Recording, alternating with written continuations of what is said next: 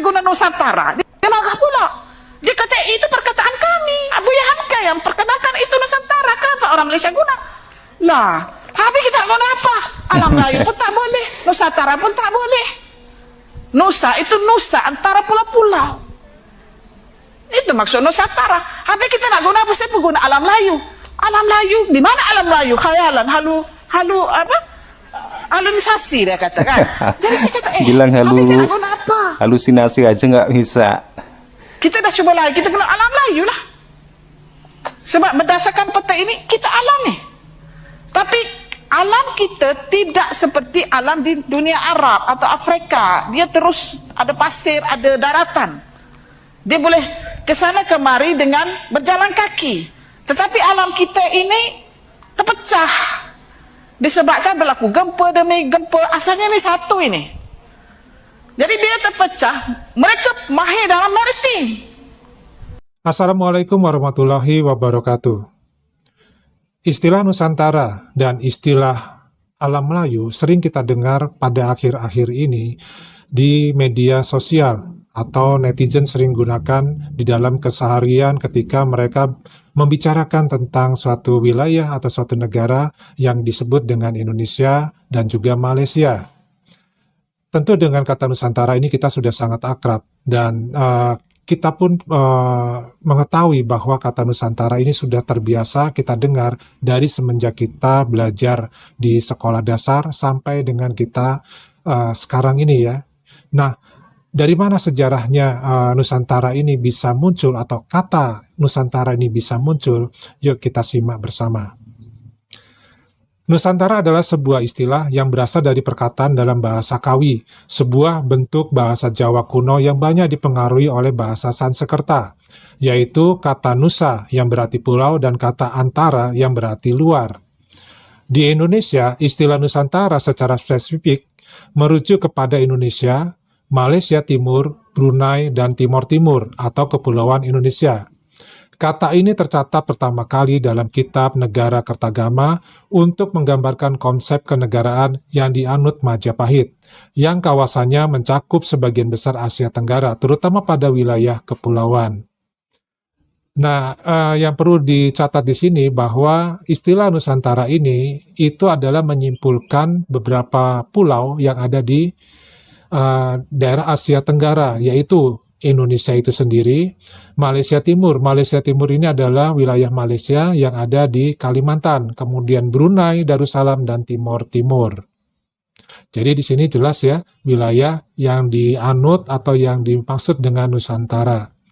Konsep mengenai Nusantara sebagai wilayah atau daerah yang dipersatukan pada awalnya bukan berasal dari Gajah Mada, melainkan oleh Raja Kertanegara dari Kerajaan Singhasari, disebut juga Singasari atau Singosari, dalam prasasti Mula Malurung yang diterbitkan oleh Kertanegara pada tahun 1255 atas perintah ayahnya, yaitu Wisnuwardana, yang berkuasa pada tahun 1248 sampai dengan 1268.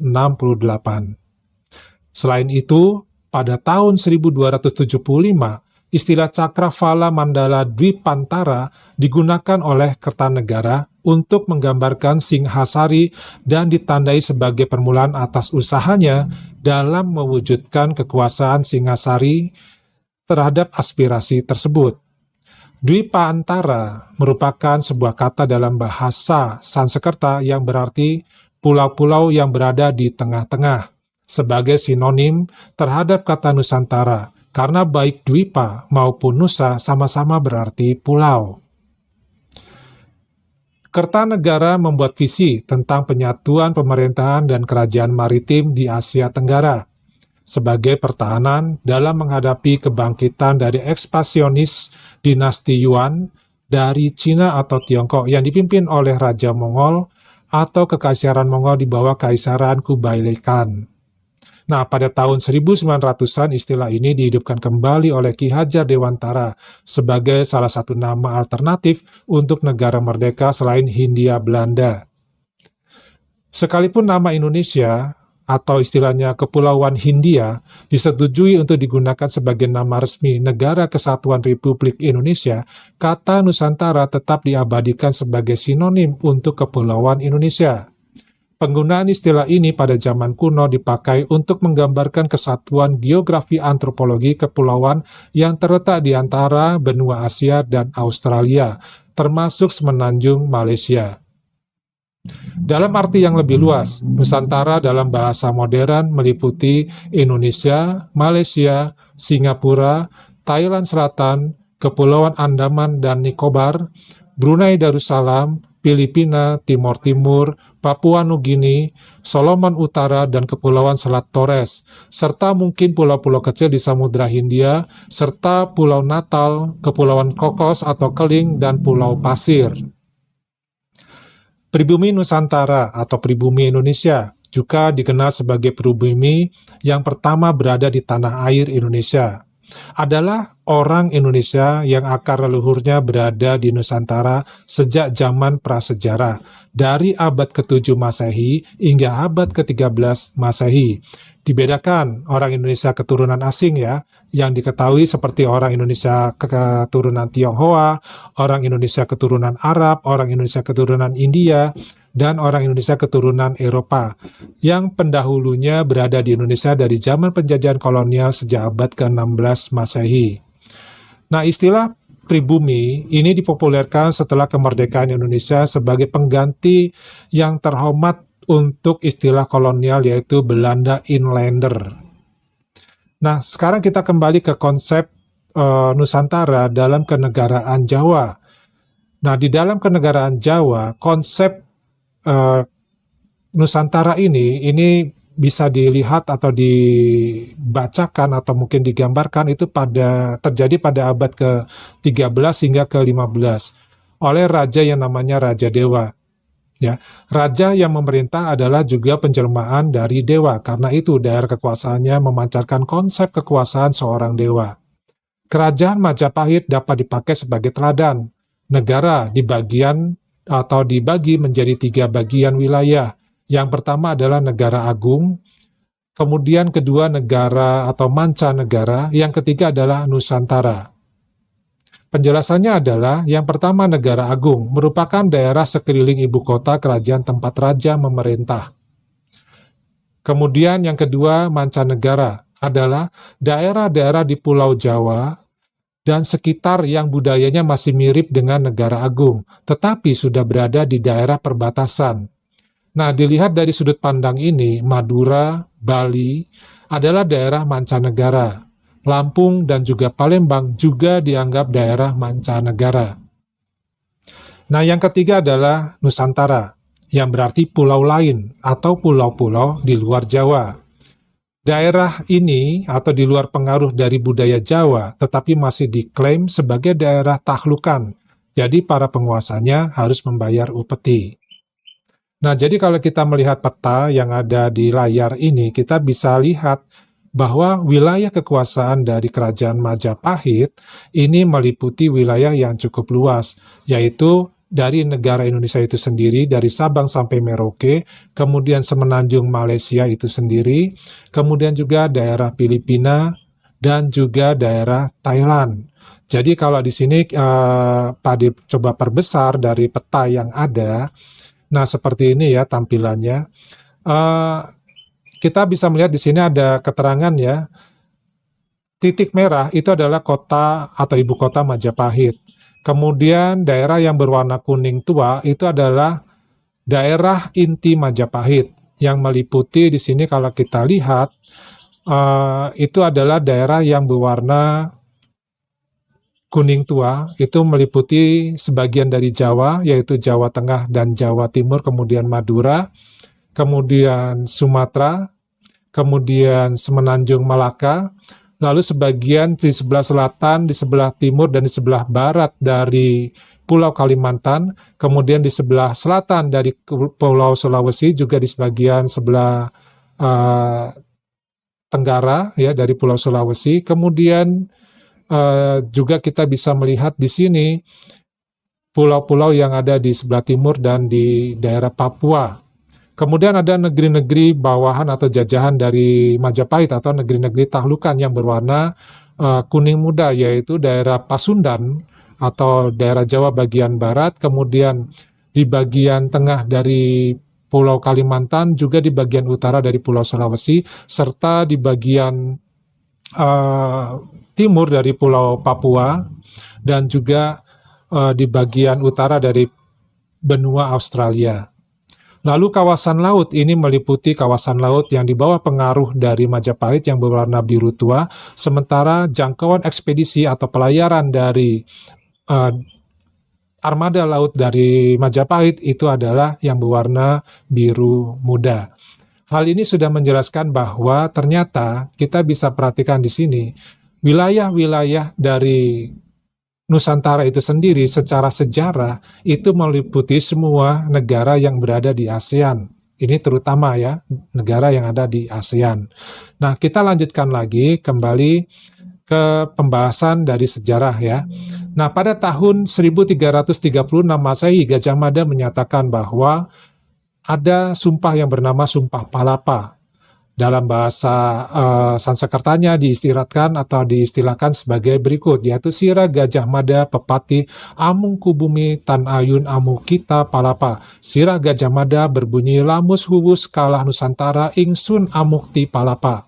Lamun kalah ring gurun, ring seram, Tanjung Pura, ring haru, ring pahang, dompo, ring Bali, Sunda, Palembang, Tumasik. Samana ingsun amukti palapa. Terjemahannya adalah, dia Gajah Mada, Pati Amungku Bumi tidak ingin melepaskan puasa.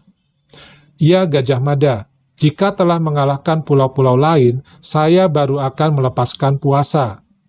Jika mengalahkan Gurun, Seram, Tanjung Pura, Haru, Pahang, Dompo, Bali, Sunda, Palembang, Tumasik, sekarang Singapura ya, demikianlah saya baru akan melepaskan puasa. Kitab Negara Kertagama mencantumkan wilayah-wilayah Nusantara yang pada masa sekarang dapat dikatakan mencakup sebagian besar wilayah modern Indonesia yang meliputi Sumatera, Kalimantan, Nusa Tenggara, sebagian Sulawesi dan pulau-pulau di sekitarnya, sebagian Kepulauan Maluku dan Papua Barat, ditambah wilayah Malaysia, Singapura, Brunei, dan sebagian kecil Filipina bagian selatan. Secara morfologi kata ini adalah kata majemuk yang diambil dari bahasa Jawa kuno, nusa, pulau, dan antara atau lain atau seberang. Kata Nusantara tidak hanya digunakan oleh orang Jawa dan tidak hilang setelah runtuhnya Majapahit. Kata ini dapat ditemui di sejarah Melayu, sebuah sastra Melayu klasik yang ditulis paling awal pada tahun 1612. Tetapi kata ini tetap dikenal hingga manuskrip tahun 1808. Ya. Di sini ada semacam kata-kata ya, terlalu sekali besar kerajaan Baginda Majapahit pada zaman itu. Segala seluruh Jawa semuanya dalam hukum Baginda, dan segala raja-raja Nusantara pun setengah sudah takluk kepada Baginda. Nah, kalau kita bicara masalah Nusantara, ya teman-teman, kita juga tidak lepas dari masalah kata Dwipantara, yang mau tidak mau kita harus mengenal supaya kita lebih paham lagi kata dari Nusantara itu sendiri. Nah, kebanyakan sejarawan Indonesia percaya bahwa konsep kesatuan Nusantara bukanlah pertama kali dicetuskan oleh Gajah Mada dalam Sumpah Palapa pada tahun 1336, melainkan dicetuskan lebih dari setengah abad lebih awal oleh Kertanegara pada tahun 1275. Sebelumnya dikenal dengan konsep Cakrawala Mandala Dwipantara yang dicetuskan oleh Kertanegara Raja Singhasari. Dwipantara adalah kata dalam bahasa Sanskerta untuk kepulauan antara yang maknanya sama persis dengan Nusantara, karena Dwipa adalah sinonim Nusa yang bermakna pulau. Kertanegara memiliki wawasan suatu persatuan kerajaan-kerajaan Asia Tenggara di bawah kewibawaan Singhasari dalam menghadapi kemungkinan ancaman serangan Mongol yang membangun dinasti Yuan di Tiongkok. Karena alasan itulah Kertanegara meluncurkan ekspedisi Pamalayu untuk menjalin persatuan dan persekutuan politik dengan kerajaan Malayu Dharmasarya yang ada di Jambi. Pada awalnya ekspedisi ini dianggap penaklukan militer, akan tetapi belakangan ini diduga ekspedisi ini lebih bersifat upaya diplomatik, berupa unjuk kekuatan dan kewibawaan untuk menjalin kerjasama dan persahabatan serta persekutuan dengan kerajaan Melayu Dharmasraya. Buktinya adalah Kertanegara justru mempersembahkan arca Amonggapasa sebagai hadiah untuk menyenangkan hati penguasa dan rakyat Melayu. Sebagai balasannya, Raja Melayu mengirimkan putrinya, Dara Jingga dan Dara Petak ke Jawa untuk dinikahkan dengan penguasa Jawa. Nah, itu sejarahnya dari Nusantara yang tidak jauh-jauh dari kata Dwipantara. Nah, di zaman modern atau penggunaan secara modern, ini bisa kita lihat dari pada tahun 1920-an, yaitu Ki Hajar Dewantara mengusulkan penggunaan kembali istilah Nusantara untuk menyebut wilayah Hindia Belanda. Nama ini dipakai sebagai salah satu alternatif karena tidak memiliki unsur bahasa asing, dan juga alasan lain dikemukakan karena Belanda sebagai penjajah lebih suka menggunakan istilah Indi atau Hindia, yang menimbulkan banyak kerancuan dengan literatur berbahasa lain yang dapat menunjukkan identitas bangsa lain, yakni India.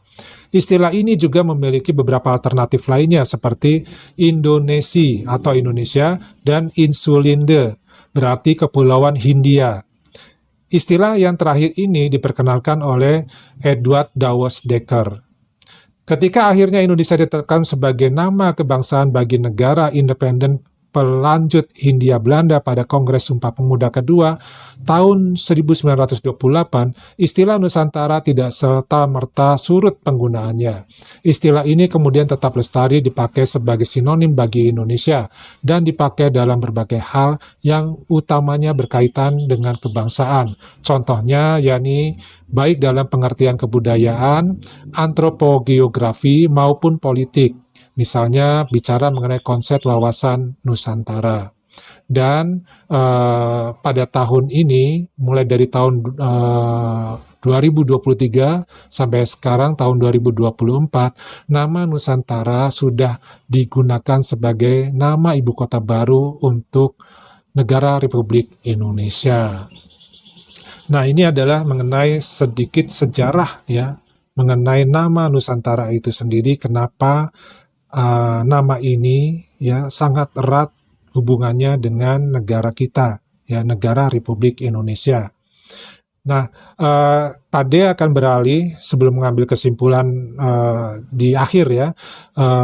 Pade akan coba membahas mengenai istilah alam Melayu. Dari mana alam Melayu ini berada, kemudian juga seperti apa cerita alam Melayu ini bisa sampai muncul kata-kata alam Melayu, ya. Nah, di sini Pade coba menjelaskan sedikit dari uraian yang ada karena memang literaturnya juga sedikit ya. Pade langsung saja di sini untuk mencoba untuk membacakan dari keterangan mengenai alam Melayu. Nah, alam Melayu ialah istilah yang lazim dipakai di Malaysia untuk merujuk kepada Asia Tenggara Maritim. Penggunaan yang paling menonjol bagi konsep ini adalah pada awal abad ke-20 yang dianuti secara irendentis oleh Nasional Melayu dalam bentuk Malaya Raya atau Melayu Raya sebagai aspirasi untuk sempadan semula jadi atau diingini sebagai bangsa Melayu modern. Istilah alam Melayu tidak wujud sebelum abad ke-20. Kesusastraan Melayu klasik seperti Sejarah Melayu dan Hikayat Hang Tuah tidak menyebut istilah seperti ini. Istilah ini hanya berkembang selepas tahun 1930 dengan contoh direkodnya pertama kali datang dari majalah Guru, majalah bulanan Negeri Malaya, dan surat kabar saudara yang diterbitkan di Pulau Pinang dan diedarkan di seluruh negeri-negeri selat. Istilah alam Melayu berkembang dan populer selepas kemunculan gerakan nasionalisme Melayu pada suku kedua abad ke-20. Nah, geografinya terdiri di sini ya untuk rekod alam Melayu. Sejarahnya asal-usulnya atau penerangan kawasannya termasuk alam Melayu, ini mengikuti beberapa rujukan pada abad ke-21, yaitu muasal dari Malaysia. Nah, istilah ini lazim dipakai untuk merujuk kawasan yang berkaitan dengan Nusantara. Nah, kalau di sini kita bisa melihat petanya, ya, peta kecil yang berwarna merah, ini yang dikatakan sebagai wilayah alam Melayu oleh Malaysia, yaitu negara-negara yang terdiri dari Brunei Darussalam, Indonesia, Semenanjung Emas, Semenanjung Melayu, dan Singapura. Sementara wilayah yang berwarna kuning, ini adalah negara-negara yang terpengaruh oleh budaya Melayu, di antaranya Filipina, Sri Lanka, Thailand, dan Timor Leste. Nah, ini Padi coba perbesar sedikit ya gambarnya, tapi tidak bisa maksimal ya, hanya segini aja. Jadi inilah wilayah kawasan yang dianggap sebagai alam Melayu. Nah, teman-teman cukup jelas ya, alam Melayu itu wilayahnya atau petanya seperti apa, bisa disaksikan di sini. Bahkan di sini yang terpengaruh sampai daerah ini ya, Madagaskar ya. Ini di posisi paling barat, ini yang warna kuning, pengaruh dari Melayu ada juga dipetakan di Madagaskar ya.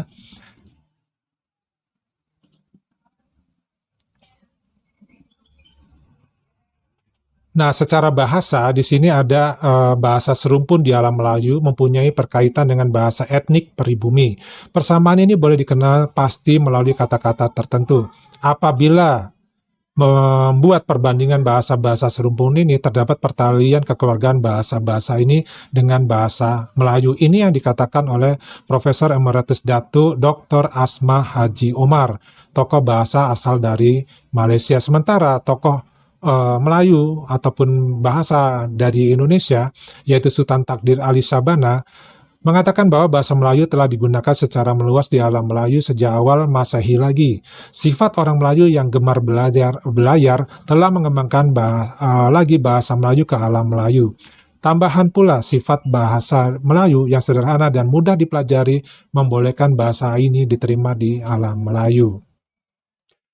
Nah, dari sisi budaya, ini pun ada pengaruhnya, yaitu sejak awal lagi budaya di alam Melayu ini telah berkembang maju dengan munculnya beberapa kepandaian tertentu dalam bidang kesenian. Antaranya termasuk pembuatan gangsa dan seni mempertahankan diri. Keduanya ini adalah merupakan ciptaan asli di alam Melayu. Selain itu, nilai-nilai serumpun wujud dalam masyarakat alam Melayu terutama adalah gotong royong. Dalam aspek seni persembahan pula, muncul wayang kulit di Kelantan dan Pulau Jawa. Ini kata Datuk Aziz Deraman ya, budayawan yang berasal dari Malaysia. Nah, merujuk dari kedua pendapat ini, yaitu mengenai istilah Nusantara dan juga istilah alam Melayu, perdebatan terjadi sampai dengan sekarang karena Indonesia menggunakan kata Nusantara, kemudian Malaysia menggunakan kata alam Melayu. Masing-masing mempertahankan pendapatnya. Malaysia menggunakan kata alam Melayu dan juga menggunakan kata Nusantara, tetapi berbeda dengan Indonesia. Indonesia hanya menggunakan kata Nusantara dan menolak kata alam Melayu. Nah, kenapa punya pikiran seperti ini Indonesia menolak kata alam Melayu? Kalau kita perhatikan di sini dalam sejarah, kata Nusantara itu sudah ada dari zaman kerajaan di Indonesia, dari abad ke-12 kalau tidak salah ya, itu sudah ada kata Nusantara, yaitu semenjak adanya kerajaan Majapahit. Dan kalau kita lihat wilayahnya, Nusantara ini adalah meliputi kepulauan semua yang ada di Asia Tenggara, bahkan juga termasuk semenanjung Malaysia kalau kita sebut sekarang. Nah, berdasarkan inilah Indonesia mempunyai suatu bukti yang kuat bahwa Indonesia punya hak dalam penggunaan kata Nusantara. Walaupun penggunaan kata Nusantara ini setelah digunakan sebagai nama ibu kota Indonesia yang baru, yaitu ibu kota Nusantara, Malaysia melakukan protes. Kenapa Indonesia menggunakan kata Nusantara untuk ibu kota Nusantaranya atau ibu kota negaranya? tentu ini adalah protes yang tanpa landasan atau protes yang tanpa ada dasarnya. Karena sebenarnya kata Nusantara ini adalah menjadi hak mutlak bagi rakyat Indonesia berdasarkan sejarah yang ada. Dan ini tetap lestari sampai dengan sekarang. Dan Nusantara ini sebenarnya adalah nama yang memang sudah diciptakan oleh raja-raja Indonesia itu sendiri, yang kerajaannya jelas-jelas berada di wilayah Indonesia, tepatnya di Pulau Jawa. Nah, berbeda dengan alam Melayu. Alam Melayu kalau tadi kita dengarkan ya ceritanya, ternyata itu ada sebuah karangan ilusi yang dibuat oleh orang-orang dari semenanjung Malaysia yang memiliki wawasan ataupun kawasan ataupun peta yang kalau kita perhatikan ini sangat memaksa ya, karena ilusi ini muncul meliputi wilayah semenanjung Malaysia, kemudian semua pulau-pulau di Indonesia ya, dari Sabang sampai Merauke, ini disebut dengan alam Melayu. Dan sepertinya di seluruh rakyat Malaysia yang bersuku bangsa Melayu sepertinya setuju dengan kata alam Melayu ini. Dan otomatis kita tahu dampaknya. Inilah yang menyebabkan apapun yang ada di negara Indonesia ini seolah-olah menjadi miliknya orang Malaysia. Karena kalau kita perhatikan peta dari yang dikatakan sebagai alam Melayu itu yang berwarna merah, ini kita perhatikan. Ya. Makanya di sini Indonesia lah sebagai negara terbesar yang banyak menyumbang baik dari seni, budaya, dan bahasa yang mewakili alam Melayu. Jadi tidak heran ya kalau orang Malaysia mengatakan Indonesia ini adalah bagian dari alam Melayu. Dan otomatis semua sejarah kerajaan di Indonesia itu adalah kerajaan atau sejarah kerajaan alam Melayu, termasuk penduduknya, ya, termasuk warga pribuminya. Itu semuanya adalah alam Melayu. Nah, tentu kita sebagai orang Indonesia tidak bisa menerima hal seperti ini karena tidak ada fakta sejarah yang menceritakan asal muasal istilah dari alam Melayu itu sendiri. Dan di sini kita bisa buktikan bahwa kesusastraan Melayu klasik, ya ini dia ya, kesusastraan Melayu klasik seperti sejarah Melayu dan hikayat Hang Tuah tidak menyebut istilah seperti ini. Istilah ini hanya berkembang selepas tahun 1930, yang artinya di sini memang tidak ada sejarahnya sama sekali. Alam Melayu ini memang wujud. Nah, tetapi hal ini menjadi propaganda di negara tetangga kita karena mereka secara masif ya menyebarkan istilah ini pada majalah-majalah seperti majalah Guru, majalah Negeri Malaya, kemudian juga ada surat kabar saudara yang diterbitkannya itu di Pulau Pinang yang disebarkan di seluruh negeri-negeri di Selat. Sehingga secara masif istilah alam Melayu ini akhirnya dikenal ya sebagai istilah daerah maritim, kepulauan maritim yang ada di Semenanjung Malaka dan juga wilayah Indonesia. Nah, ini yang lucunya ya. Jadi Indonesia ini memang benar atau menjadi fakta bahwa Indonesia adalah bagian dari Malaysia. Kalau seperti ini pernyataannya, ini pendapat Pak D.